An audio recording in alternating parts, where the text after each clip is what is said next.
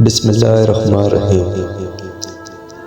ترکی کے خلیفہ سلطان مراد کی عادت تھی کہ وہ بھیس بدل کر عوام کی خبرگیری کرتا تھا۔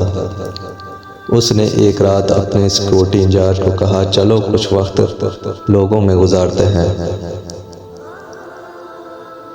شہر کے ایک کنارے پر پہنچے تو دیکھا ایک آدمی گرا پڑا ہے۔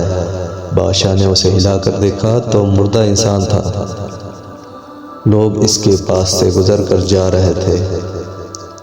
بادشاہ نے لوگوں کو آواز دی، ادھر آؤ بھائی۔ لوگ جمع ہو گئے اور وہ بادشاہ کو پہچان نہ سکے۔ لوگوں نے پوچھا، کیا بات ہے؟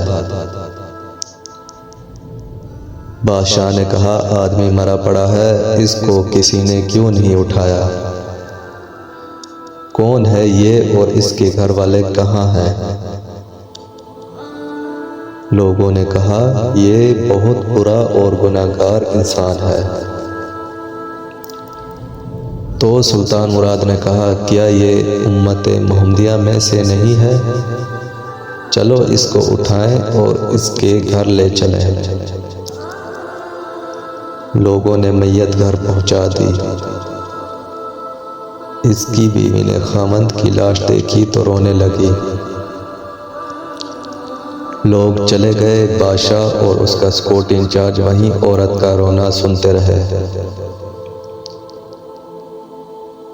وہ کہہ رہی تھی، میں گواہی دیتی ہوں، بے شک تو اللہ کا ولی ہے اور نیک لوگوں میں سے ہے۔ سلطان مراد نے جب یہ سنا تو وہ بہت حیران ہوا۔ یہ کیسے ہو سکتا ہے؟ لوگ تو اس کے بارے میں یہ باتیں کر رہے تھے اور اس کی میت کو ہاتھ لگانے کو تیار نہ تھے۔ اس کی بیوی نے کہا، مجھے بھی لوگوں سے یہی امید تھی۔ اصل حقیقت یہ ہے کہ میرے خاوند ہر روز شراب خانے جاتا، جتنی ہو سکے شراب خریدتا اور گھر لا کر گڑھے میں بہا دیتا اور کہتا کہ چلو کچھ تو گناہوں کا بوجھ مسلمانوں سے ہلکا ہوا۔ اسی طرح رات کو ایک بری عورت کے پاس جاتا، اس کو ایک رات کی اجرت دے دیتا اور اس کو کہتا کہ اپنا دروازہ بند کر لے، کوئی تیرے پاس نہ آئے۔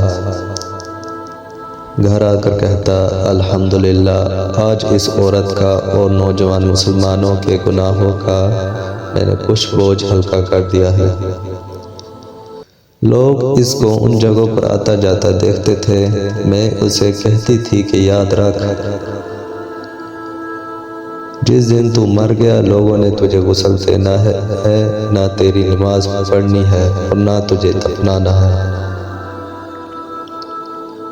وہ مسکرا دیتا اور مجھ سے کہتا کہ گھبرا مت، تو دیکھے گی کہ میرا جنازہ وقت کا بادشاہ، علماء اور اولیاء پڑھیں گے۔ یہ سن کر بادشاہ بھی رو پڑا اور کہنے لگا، میں سلطان مراد ہوں، کل ہم اس کو غسل دیں گے، ہم اس کی نماز جنازہ بھی پڑھائیں گے اور اس کی تدفین بھی ہم کروائیں گے۔ چنانچہ اس کا جنازہ بادشاہ، علماء، اولیاء اور کثیر عوام نے پڑھا۔